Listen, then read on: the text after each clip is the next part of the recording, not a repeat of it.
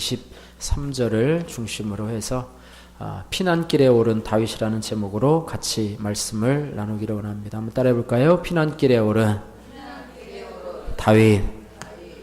다윗의 삶에는 참 여러 가지 굴곡이 많았던 것 같아요. 참 믿음의 사람이고, 또 다윗의 후손을 통해서 예수 그리스도가 태어나고, 또 다윗을 하나님이 하나님 마음에 합한 자로, 또 우리의 신앙의 모범이 되는 자로 삼았었지만은 그가 여러 가지 어려움을 겪었어요. 그 가운데 하나가 뭐냐면 그의 아들 압살롬이라고 하는 그 아들이 아버지의 왕을 빼앗고자 궁궐로 쳐들어오고, 또 궁궐에 살고 있던 이 다윗 왕이 그것으로 인해서 피난길에 오르는 그런 아주 어려운 일들을 겪게 됩니다. 여러분이 집에 살고 있는데 자녀가 들어가지고 여러분 쫓아내고 여러분에게 여러분 며느리하고 같이 와서 산다고 한번 생각해 보십시오. 그것도 그냥 쫓아내는 정도가 아니라 죽여버리겠다고 아주 무기를 들고 이렇게 온다고 하면 참 마음이 그럴 거예요. 내가 너를 여태까지 어떻게 키웠는데 네가 나한테 여태까지 어떻게 그렇게 할 수 있느냐, 그런 부분인데, 이 다윗의 이런 피난길의 역사는요, 어떻게 보면 이 밧세바를 범한 그런 하나님의 심판 가운데 하나입니다. 그래서 다윗은 이것을 마음으로 원망하지 않고 하나님 주신 것이거니 하고 마음으로 잘 받아들이고 하나님 주신 고난을 잘 감내하는 그런 모습을 보게 됩니다. 그래서 이제 예루살렘을 떠나서 이제는 피난길에 오르게 되는 이 다윗의 모습을 보게 되는데요.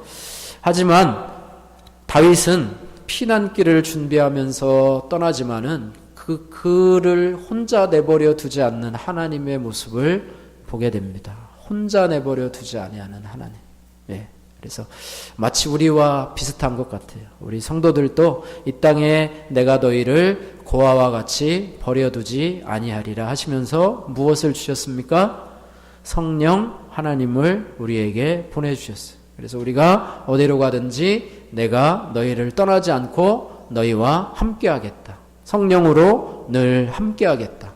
예수님은 비록 이 땅을 떠나서 지금 하나님 보좌 우편에서 우리를 위해서 기도하고 계시지만 우리를 이 땅에 혼자 버려둔 것이 아니고 성령님께서 우리와 늘 함께 하신다. 할렐루야. 이런 것처럼 다윗도 그 아들에게 쫓겨서 피난길에 오르는 그런 와중에 있지만 다윗에게 함께하는 그런 신복들이 있고 또 신하들이 있고 여러 사람들이 있어요. 그러면서 충성을 맹세하는 그런 많은 피난길에 오른 그런 사람들이 있다고 하는 것입니다. 오늘 13절에서 15절 말씀에 보니까 피난을 준비하는 다윗의 모습이 드러나게 됩니다. 피난길이라고 하는 것이 저희들은 아직 겪어보지 않았지만 6.25 세대를 겪으신 분들이 아마 여기에 아마 있을 것 같아요. 그죠? 박정현 집사님 혹시 6.25 세대이신가요? 피난길 한번 겪어보셨어요? 올해는 아니고 50년도에 전쟁이 났으니까 그 전 세대들, 어렸을 때든지 아니면 어른이었다든지 그런 세대들이 아마 있으리라고 생각이 됩니다. 그래서 피난길이라고 하는 것은 저희가 아마 경험은 해보지 않았지만 그냥 상상으로 알 수 있는 것, 또 영화나 TV를 통해서 알 수 있는 것처럼 그저 정처 없이 자기가 먹을 그런 양식, 최소한의 가재 도구만 가지고 안전하다고 생각하는 곳으로 떠나야 되는, 어떻게 보면 방랑길이에요. 여러분이 3박 4일 휴가 받아가지고 어디 콘도로 가거나 어디 그런 게 아니에요. 가서 가서 방이 있고요. 가서 여러분이 그런 게 아니고 정처 없이 그냥 떠나는 길이고요. 또 가다가 폭격을 맞을 수도 있고 또 적군을 만날 수도 있고 생명의 기약을 할 수도 없는 그런 위험한 길이고 고난의 길이라고 우리가 생각을 해볼 수가 있습니다. 그러나 다윗은 결코 홀로 남겨지지 않았어요. 그 곁에는 따라해보세요. 신복들과 용병들과 충성을 다짐하는 충신들이 있었습니다. 할렐루야. 충신들이 있었어요. 어떻게 보면 다윗의 생애가 이제 끝난 것이 아닌가. 다윗의 이제 왕권은 끝난 것이 아닌가, 아들에게 쫓겨나면서 이제는 끝난 것이 아닌가 그렇게 생각을 하지만 하나님은 그렇지 않아요. 이사야서에 보면은 그런 게 있어요. 밤나무와 상수리나무가 배임을 당하여도 여전히 그 구루터기는 남아있어요. 나무가 배임을 당하여도 거기에서 또 다른 조그만 잎새들이 새싹이 나고 그 나무들이 또 장차 큰 나무를 이루도록 하여 완전히 뿌리까지 다 뽑혀지지 않았어요. 그런 그루터기들이 남아있는 것처럼 마찬가지로 다윗도 마찬가지입니다. 벼랑의 끝에 있어도 여전히 희망이라고 하는 것이 있어요. 그래서 우리도 희망을 버리지 말아야 돼요. 그래서 믿음과 우리가 이 땅에 살아가면서 중요한 것이 믿음과 또 뭐가 있죠? 세 가지. 믿음과 소망과 사랑이 있어요. 이 세 가지는 항상 있을 것인데 그 중에 뭐가 제일이라고요? 사랑이 제일이라 이렇게 말하고 있어요. 그러나 우리가 이 땅을 살아가면서 제일 중요한 것이 있어요. 사랑을 제외하고 더 중요한 것이 뭐예요? 믿음이 있어야 돼요. 믿음이 있어야 돼요. 제가 누누이 강조하지만 믿음이 있어야 돼요. 뭐에 대한 믿음? 하나님이 나를 결코 떠나지 아니하시고 하나님이 나를 결코 버리지 아니하시고 여러분 피난길에 오를지라도요 하나님에 대한 그런 믿음이 살아있어야 돼요. 할렐루야. 내가 아무리 어려운 고난 중에 있다 하더라도 하나님께 대한 믿음을 가지고 있어야 돼요. 이 믿음을 가지고 있는 것이 우리의 재산이고 무기입니다. 믿음이 이기네. 믿음이 이기네. 세상이 아무리 우리를 힘들게 하더라도 믿음만 가지고 있으면 우리는 세상을 이깁니다. 세상을 이길 힘이 한 가지인데 그것이 바로 우리의 믿음입니다. 그래서 속으로 믿음이 없으면서도 그냥 믿습니다 뭐 그런 게 아니라 진짜 믿는 거예요. 겉으로 그렇게 말하지 않아도 우리 안에 그런 믿음이 있으면요 결코 흔들리지 않아요. 근데 믿음이 없으면 조금만 어려움이 있어도 그냥 펄럭해요. 양은 냄비처럼 식었다가 또 달아올랐다가 또 금방 식었다가 이렇게 하는 게 아니라 우리의 인격 자체가 믿음의 합성체라고 하는 거예요. 믿음으로 산다. 천국 가는 사람들은 하나님이 구원받은 하나님의 자녀들의 특징은 뭐냐? 믿음으로 사는 거예요. 그래서 따라해보세요. 오직 의인은 믿음으로 말미암아 살리라. 그래서 이 땅을 살아가면서 천국에 가면 믿음이 필요 없어요. 천국에 가면 믿음이 필요 없어요. 그래요, 안 그래요? 천국에 갔는데 하나님이 계시고 예수님이 계시는데 믿습니다. 천국에는 이제 더 이상 고난이 없어요.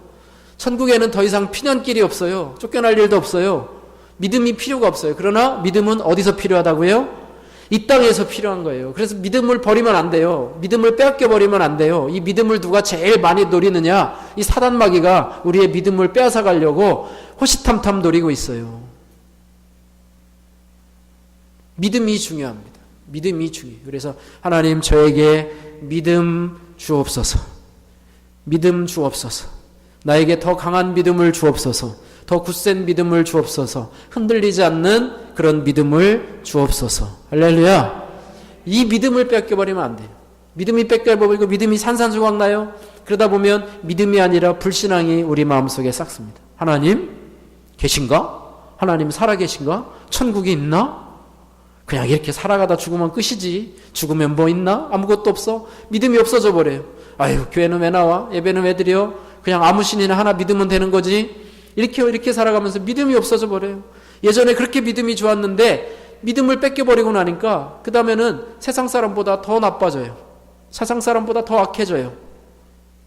비참한 모습으로 끝나게 됩니다. 그래서 우리는 이 믿음을 꼭 지키고 내가 믿음이 없어요. 그럼 하나님 앞에 하나님 내가 요즘에 믿음이 없어져요. 하나님 저에게 믿음을 주세요. 하나님 저에게 믿음을 주세요. 교회를 다니는데도 믿음이 없어요. 그냥 밍숭맹숭해요. 하나님 말씀도 잘 모르겠어요. 그러면 하나님 저에게 하나님이 살아계신 것에 대한 확실한 증거를 좀 보여달라고. 그것이 기도 제목이 되시기를 주님의 이름으로 축복합니다. 그러면 하나님이 그 기도 제목에 응답해서 변함없는 흔들리지 않는 그런 믿음을 주세요. 믿음이 흔들리지 말아야 돼요. 특별히 우리 학생들은 믿음이 흔들리지 말아야 돼요. 왜냐하면 교회 다닐 때는 그저 부모님이 가라고 그래서 또 억지로 이렇게 나왔는데 이제는 세상에 가면 우리의 믿음을 흔들 조건들이 너무너무나 많이 있어요. 안 믿는 친구들이 에이 교회는 뭐로 다녀? 아유 우리랑 재밌게 놀러 다녀. 뭐 이렇게 하면서 유혹의 요소들이 너무나 많아요. 거기에 빼앗겨 버리다 보면 믿음은 어느샌가 다 없어져 버려요. 그래서 나중 되면은 그런 사람도 있어요. 내가 왕년에 내가 교회 다니면서 학생회장도 하고 청년회장도 하고 그런데 지금은 어떻다고요? 교회도 안 다녀. 세상 사람 다 됐어요. 물론 하나님께서 그 사람도 다시 깨닫고 불러주실 줄 믿습니다. 예. 그래서 주일학교 다니다가요, 교회 안 다니던 사람들이 나중에 나이가 많이 들어서 또 중년이 되어서 주님께로 얻어 터지고 돌아오는 사람들도 꽤 있어요. 그러나 얻어 터지도 않고 돌아오지도 않고 그냥 하나님이 그냥 내버려 두는 사람은 참 불쌍한 사람이에요. 그나마 돌아오게 하는 사람은 하나님이 사랑하시는 사람. 하나님이 사랑의 끈을 놓지 않는다. 하나님이 나를 붙잡았으면 끝까지 나를 천국 백성으로 만들기 위해서 내가 세상으로 방황하면 세상에서 방황하지 못하도록 나를 끄집어서 하나님 길로 놓게 하실 것이다. 이것이 바로 믿음이라고 하는 거예요. 따라해보세요. 나는 지옥 가기는 글러 먹었다. 하나님이 나를 절대로 놓지 않으신다. 할렐루야. 에이 지겨워. 하나님이 나를 좀 제발 놨으면 좋겠는데 왜 나를 안 놓는 거야? 그래요? 아니에요. 그게 감사한 거예요. 하나님의 최고의 심판이 뭐냐? 하나님의 최고의 저주가 뭐냐? 내버려 두는 거예요. 그래, 우리가요 어떤 사람에 대해서 애정을 가지고 때로는 채찍질도 하고 또 때로는 징계도 하고 꾸지람도 하고 때로는 가서 이렇게 하는데 그 다음에 정이 떨어지면 어떻게 하느냐? 네 맘대로 해라. 나는 신경 안 쓴다. 부모님도 자녀에 대해서 말썽 부리는 자녀에 대해서 언제까지는 그렇게 해요. 얼마 동안은 그렇게 해요. 그러나 부모님은 뭐 끝까지 포기하진 않겠죠. 끝까지 아마 부모님은 자녀에 대한 사랑을 포기하지 않을 거예요. 그 자식이 아무리 부모를 욕되게 한다 할지라도 부모의 마음은 그렇잖아요. 그러나 세상 사람들과의 관계에 있어서 가장 무서운 거는 이제 관심을 두지 않는 거예요. 네 마음대로 하세요. 네 마음대로 하세요. 하나님이 우리에게 대해서 네 마음대로 하세요. 나는 이제 너의 삶을 신경 쓰지 않을 테니까 세상으로 가서 네 멋대로 네 마음대로 하고 싶은 대로 죄짓고 세상 재미 느끼고 마음대로 하세요. 마음대로 하세요. 그게 가장 큰 하나님의 심판입니다. 그러나 하나님이 부르신 우리들을 향해서 끝까지 책임져 주실 줄로 믿습니다. 끝까지 책임져 주시고 간섭하시고 또 때로는 우리를 정신 차리기 위해서 때로는 힘 있는 어려운 일도 우리에게 주시고 그래서 정신 차리게 하고 다시 돌아오게 만들고 제자리로 다시 올 수 있도록 힘을 주시는 하나님, 우리의 배후에 계신 하나님을 찬양합니다. 할렐루야. 또 하나는 소망이 있어야 돼요. 따라해서 소망이 있어야 됩니다. 우리의 땅에 살아가면서 믿음도 있어야 돼요. 그러나 뭐가 있어야 돼요? 소망이 있어야 돼요. 소망은 목표 지점이에요. 목표 지점. 우리의 소망은 예수 그리스도. 우리의 소망은 이 땅은 잠시 잠깐이에요. 이 땅은 잠시 잠깐이에요. 우리 경직이가 요즘에 은혜를 받아서 그런지 수요일날 오면은요 막 아멘도 크게 하고요 찬송가도 채린이랑 둘이 얼마나 세게 하는지 몰라. 지난주도 막 수요일날 설교하는데 아멘 아멘 뭐 이러는 거예요. 그러는 거예요. 얼마나 열심히 교회 와서 아침에도 8시 와서 막 청소하고 목사님 따라다니면서 뭐 도와줄 거 없나 막 이러고 이뻐 죽겠어요. 네. 그러면서 경지가 뭐라는 줄 알아요? 목사님 제가 30대면 목사님은 나이가 몇 대요? 그러더라고. 야 얘기하지 마. 생각하기도 싫어. 70이야. 20년 차이잖아요. 20년 제가 70대면 걔가 10살이니까 30대잖아요. 그러면 목사님 돌아가시면 이 교회는 누가 와요? 막 이런 별 얘기도 다 해요. 목사님 떠나시면 뭐 어떻게 해요? 막 이런 얘기도 해요. 그래가지고 애가 깨구장인 줄 알았더니 요즘에 조금 애가 좀 많이 매일 만나잖아요. 매일 만나. 네, 공부방에서 매일 만나죠. 수요예배 나오죠. 토요일 날 또 음악방으로 다니죠. 채린이하고요. 경직이는요. 일주일 내내 만나요. 그러니까 그냥 식구예요. 식구. 한 식구야. 그냥 식구. 요즘에 아주 편해졌어요. 그래요. 그러면서 한 20년 얘들이 크잖아요. 그죠? 애들이 커요. 지금 뭐 하은이도 크고 얘들이 이제 대학교 가고 시집 간다고 뭐 줄에서 달라고 그러면 저는 이제 60이 넘고 막 70이 되고요. 생각하기도 싫어요. 우리 어르신들은 또 괜히 또 그 얘기 나왔다. 천국 가실 날이 가까웠는데 90대고 70이 되시면 90대고 또 여기 계신 분도 40세가 박민정 집사님 40세가 한갑이 넘은 되고 세월은 금방금방 지나가요. 세월은 금방금방 지나가요. 그래서 잠시 있는 세상 그러나 영원한 천국 할렐루야 영원한 천국 그것을 소망 삼으며 살아가야 됩니다. 이 땅에 내가 적금 부어가지고 이거 탈고 3년만 기다리자 또 이것에서 또 아파트가 그 소망 가지고 살아가지 마시고 천국의 소망을 가지고 아픔도 없고 고통도 없고 눈물도 없고 죽음도 없는 그 천국을 향해서 소망 삼으시기를 주님의 이름으로 축복합니다. 그래서 이 믿음과 소망을 굳건히 지키면서 그 다음에 또 하나는 놓치지 말아야 될 것이 하나님에 대한 사랑을 놓치지 않으면서 이 세 가지를 가지고 계속해서 걸어가면 하나님께서 우리에게는 결단코 우리는 넘어지지 않고 빗나가지 않습니다. 따라해보세요. 믿음과 소망과 사랑을 가지고 살게 하옵소서. 할렐루야. 네, 다윗도 소망을 가지고 하나님이 다시 이 왕궁으로 돌아오게 할 소망을 가지고 하나님이 나를 끝까지 버리지 아니하시고 하나님이 나를 붙들어 주신다고 하는 믿음을 가지고 돌아옵니다. 그러면서 피난을 준비합니다. 그러면서 피난길을 가게 되는데 피난길을 가면서 특별히 이때라고 하는 사람에게 이 성경이 오늘 주목을 하고 있습니다. 19절부터 등장하는데요. 그때의 왕이 가드 사람 이때에게 이르되 어찌하여 너도 우리와 함께 가느냐 너는 쫓겨난 나그네이니 돌아가서 왕과 함께 내 곳에 있으라. 그렇게 하면서 너는 돌아가라 내 동포들과 함께 돌아가라 은혜와 진리가 너희와 함께 있기를 원하노라. 그러자 이때가 21절에 이런 고백을 합니다. 21절 같이 한번 읽겠습니다. 시작. 이때가 왕께 대답하여 이르되 여호와의 살아계심과 내 주 왕의 살아계심으로 맹세하옵나니 진실로 내 주 왕께서 어느 곳에 계시든지 사나 죽으나 종도 그곳에 있겠나이다. 할렐루야. 예, 이때는요 이방 사람이에요. 이스라엘 유대 사람이 아니에요. 그런데도 불구하고 타국인 이때인데 동포들과 함께 돌아갈 것을 권유합니다. 그러나 이때는 내가 죽으나 사나 당신과 함께 있겠습니다. 종도 그곳에 있겠습니다. 마치 룻기에서 어머니가 그러잖아요. 고향인 이 베들레헴으로 돌아오면서 이 모압 땅에 있던 며느리들에게 그러잖아요. 가서 다시 결혼해서 그곳에서 잘 살아라. 나는 너에게 해줄 자식도 없고 그러니까 너희는 여기서 살아라. 그러자 큰 며느리는 가지만 룻은 그러잖아요.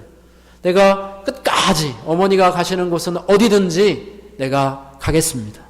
그리고 어머니의 하나님이 나의 하나님이고 나의 하나님이 어머니의 하나님입니다. 그래서 끝까지 어머니를 따라오는 것 그런 것처럼 마찬가지로 어려움 어떻게 보면 압살롬이 있는 예루살렘 성의 안전을 버리고 다윗을 따라 위태로운 광야길을 선택하게 되는 이때의 충성심을 보게 됩니다.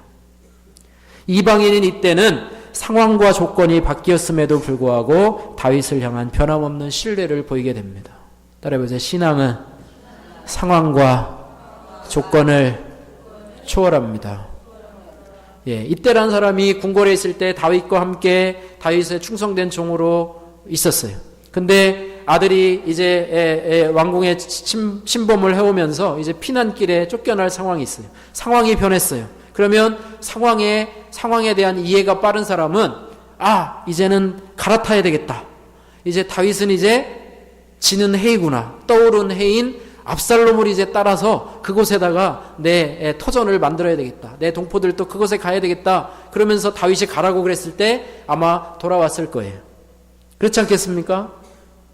그런데 상황과 조건이 바뀌었음에도 불구하고 나는 다윗에게 충성하겠다. 나는 다윗을 따라가겠다. 이렇게 하면서 결코 변화되질 않아요. 결코 변하질 않아요. 상황과 이해에 따라서 변하는 이 시대의 이런 모습을 바라보면서 우리의 신앙이 바로 그래야 된다는 것을 오늘 이때를 통해서 알려주고요.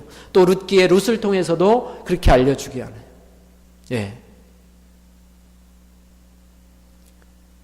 그래서 룻도 다윗의 증조모가 되잖아요. 룻이 모압 여인이었어요. 이방 여인임에도 불구하고 그 시어머니를 따라가는 그 충성심, 그래가지고 거기에다가 하나님이 복을 주셔서 그런 은혜를 베푸신 것처럼 마찬가지로 이 다윗에게 붙은 이 이때란 사람도 그런 충성심을 보이고 있습니다. 그래서 상황이 바뀌어도, 조건이 바뀌어도 신앙은 따라해보세요. 신앙은 변하지 않습니다. 할렐루야. 여러분의 신앙이 상황과 조건에 따라 변하지 않기를 주님의 이름으로 축복합니다. 그래서 변하지 않는 것이 바로 믿음이에요. 그래서 뭐가 변하지 않아야 돼요? 믿음이 변하지 않아야 돼요. 이 충성심은 사람에 대해서는 충성심이라고 얘기를 해요. 그러나 하나님께 대해서는 충성심이라고 얘기하지 아니하고 믿음이라고 얘기합니다. 하나님께 대한 믿음, 어떤 상황이든지 내가 그 하나님을 배신하지 않겠습니다. 내가 그 하나님을 떠나지 않겠습니다. 나에게 어떤 상황과 조건이 다가와도 그 하나님을 향한 믿음은 변치 않겠습니다. 이것이 바로 우리의 신앙의 모습이라고 하는 것입니다. 다윗의 아들과 그 종족들이 다윗에 대해서 반역을 꾀하는 모습과는 다른 모습입니다. 그 와중에 압살롬을 따라가는 사람들이 많이 있었을 거예요.